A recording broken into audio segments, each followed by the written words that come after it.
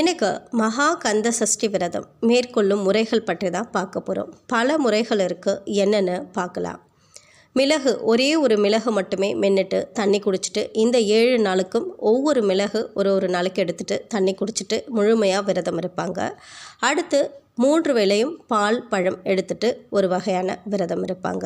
அடுத்தபடியாக ஒரு நாளைக்கு ஒரு இளநீர், அதுபோல் 7 நாட்களுக்கும் ஒரே ஒரு இளநீர் மட்டும் குடிச்சிட்டு விரதம் இருப்பாங்க. அடுத்தபடியாக சாதத்தில் உப்பே போடாமல் சாதத்தை எடுத்துட்டு அது ஒரு விரதமாக மேற்கொள்வாங்க. அடுத்தபடியாக ஒரே ஒரு வேளை மட்டும் உணவெடுத்துக்கொண்டு 2 வேளை உணவெடுக்காமல் விட்டுடுவாங்க.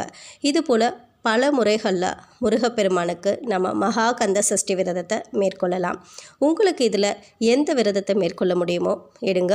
நிச்சயமாக முருகப்பெருமானின் அருளும் ஆசியும் நம்ம எல்லாருக்குமே கிடைக்கும். அடுத்து சில பதிவுகளை நாளைக்கு பார்க்கலாம்.